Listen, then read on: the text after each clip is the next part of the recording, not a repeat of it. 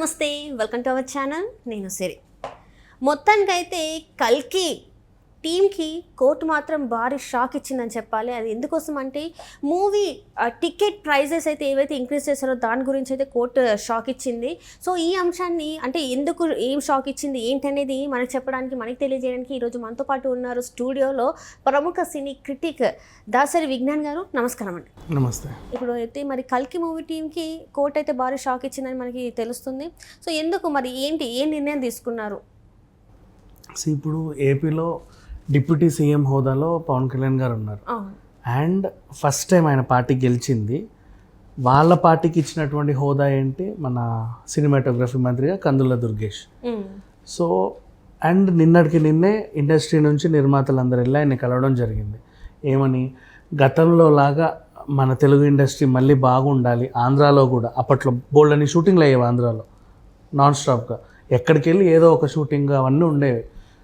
ఇప్పుడు లేవు పరిస్థితులు. గతంలో లాగా కూడా మళ్ళీ ఆ వైభవం రావాలి అని చెప్పి మాట్లాడారు. తెల్లారేసరికి కోర్టులో కల్కి సినిమాకి షాక్. అంటే అయ్యే పని కాదు, బేసిక్ అవ్వకూడదు. అంటే వాట్ ఎవర్, అంటే ఇప్పుడు ఇండస్ట్రీకి సంబంధించిన ఆయన అక్కడ డిప్యూటీ సీఎం హోదాలో ఉండి ఇండస్ట్రీకి సంబంధించిన ఆయన పెట్టినటువంటి సినిమాటోగ్రఫీ మంత్రి ఉన్న తర్వాత సినిమాకి చిక్కులు, ఇట్లాంటివన్నీ చిక్కులు ఎదురవడం అనేది జరగకూడదు బేసికలీ. నెక్స్ట్ అశ్విని దత్ లాంటి ఆయనకు అసలు జరగకూడదు. ఎందుకంటే చంద్రబాబు నాయుడు గారిని అరెస్ట్ చేసినప్పుడు లాస్ట్ టైం స్కిల్ డెవలప్మెంట్ స్కామ్లో ఆ ఇండస్ట్రీ నుంచి ఎవరు ఎక్కువ మంది మాట్లాడాల, చాలా తక్కువ మంది అక్కడొకరు మాట్లాడితే కొంచెం గట్టిగా వాయిస్ వినిపించి ఇది చాలా మంచి చర్య కాదని గట్టిగా మాట్లాడింది ఆయనే. అండ్ అలాగే టీటీడీ చైర్మన్ రేస్లో సినిమా ఇండస్ట్రీకి సంబంధించి ఎవరైనా ఉన్నారా అంటే మురళీమోహన్ గారి పేరు అండ్ అశ్విని దత్ గారి పేరే ప్రత్యేకంగా వినబడుతుంది. ఇన్ని సందర్భాలు ఉన్నప్పుడు అండ్ అలాంటి అశ్విని దత్ గారి సినిమా ఇప్పుడు ఉంది. ఎలక్షన్ అయిన తర్వాత ఈయన మంత్రిగా ప్రమాణ స్వీకారం చేసిన తర్వాత first release, pan India level release అయినటువంటి సినిమాకి ఎలాంటి ఇబ్బందులు ఎదురవ్వకూడదు బేసికల్లీ.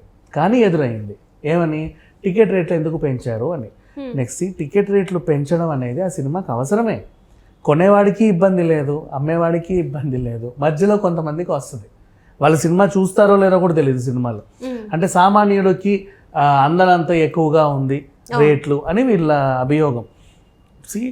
ఒక సినిమాకి చూడ్డానికి, అప్పట్లో సినిమాలు చూడ్డానికి కర్చీఫ్లు గిఫ్ట్లు ఇచ్చేవాళ్ళు.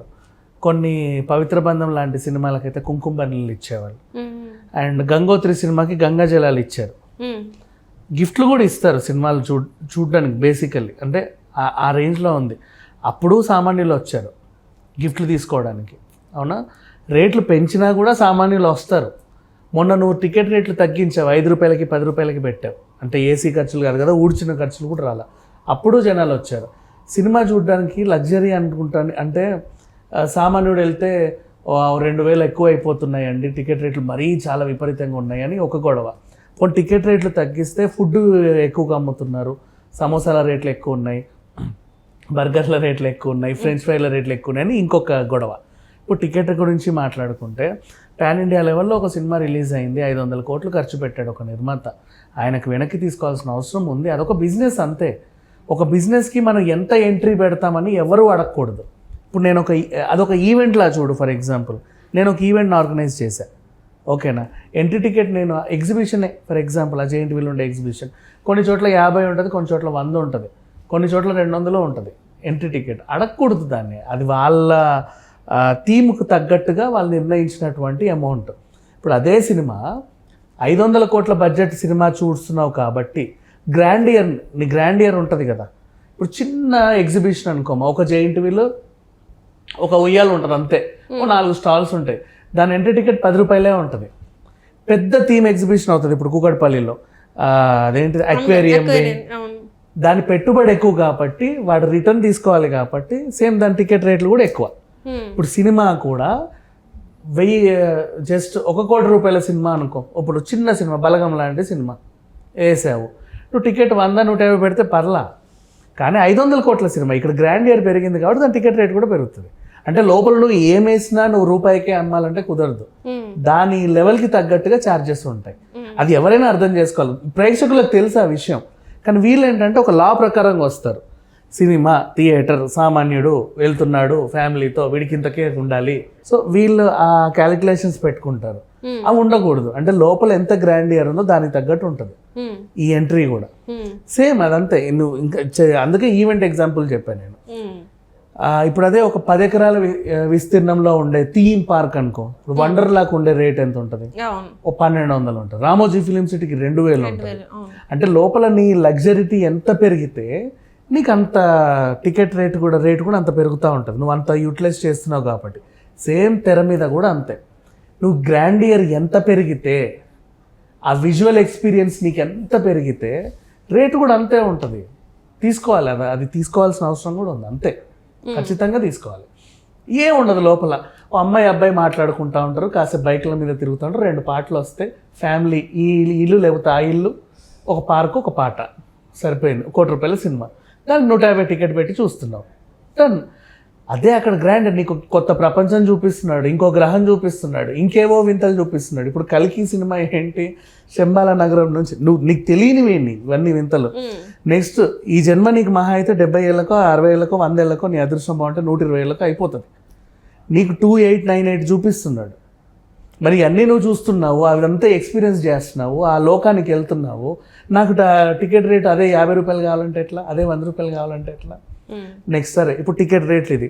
ఫుడ్ గురించి మాట్లాడుకుందాం. చాలామంది అదేంటిది మాల్స్లో ఫుడ్ ఎక్కువ అంటారు. ఏది ఫ్రెంచ్ ఫ్రైస్ తీసుకుంటే ₹150, పాప్కార్న్ తింటే 300 అంట. అసలు అట్లా ఎట్లా పెడతారని అడుగుతాడు. అది అవసరం. అది కూడా ఎందుకు చెప్పనా? Very simple reason. ఇప్పుడు ఈ సీటింగ్ ఇదంతా ఇట్స్ నాట్ మూవబుల్. ఒకసారి పెట్టామంటే మళ్ళీ వాటిని రిపేర్లు క్లీనింగ్ ఏం చేయాలన్నా నెలకోసారి క్లీనింగ్, కొన్ని సంవత్సరాలకు ఒకసారి రెనోవేట్ చేస్తారు. కింద కార్పెట్ కార్పెట్ కనీసం 2 కోట్లు ఉంటుంది మన మల్టీప్లెక్స్లలో. Carpet they are very costly అనమాట. నువ్వు తెచ్చుకునే ఆ ₹150 ఈ దరిద్రాన్ని తిన్న తర్వాత కెచప్ని ఎక్కడ పూస్తావు? నీ మొహానికి రాసుకుంటావా? నీ బట్టలకు పూసుకుంటావా? ఇట్లా రాస్తాడు వాడు. ఎవడొచ్చి క్లీన్ చేయాలి దాన్ని? అవునా? కింద పడేస్తావు. కోకోకోలా సగం అయిన తర్వాత కింద పడేస్తావు. అది డొల్లుతా పోతూ ఉంటుంది కిందంతా పడి. కెచ్చప్ ఉంటే రాక్కుంటూ వెళ్తావు, దాని అంతా అంటేస్తావు. ఇంకా నువ్వు చిన్నపిల్లల్ని తెస్తే వాళ్ళు చేసే రచ్చ ఇంతంతా కాదు. ఎవడు క్లీన్ చేస్తాడు అవన్నీ? తర్వాత మళ్ళీ నెక్స్ట్ ఇంకో 2 గంటలకి ఇంకొకటి కూర్చోవాలా? వాడికి మళ్ళీ పాపం వాళ్ళంతా క్లీన్ చేసి ఇవ్వాలా? అంటే అంత హై ప్రొఫెషనల్ హౌస్ కీపింగ్ వాళ్ళని పెట్టుకోవాలంటే వాళ్ళు ఎంత ఖర్చు చేస్తున్నారు? నువ్వు కొనేది ఇంతే, నీకు ఆ 300కి అంత నొప్పి వచ్చింది. నెక్స్ట్ నువ్వు చేసే దరిద్రం కనీసం 3 కోట్లు పెట్టినా తీరనిది అంత నష్టం అది. అందుకు రేట్లు ఎక్కువ పెడతారు.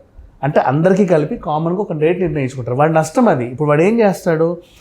నాకు 1 ఇయర్కి క్లీనింగ్కి ఎంత అవుతుంది, ఏసీకి ఎంత అవుతుంది, ఎంప్లాయీస్ జీతాలకి ఎంత అవుతున్నాయి, ఈ రెనోవేషన్కి ఎంత అవుతుంది, ఇవన్నీ చూసుకొని ఒక రేట్ వస్తుంది వాడికి.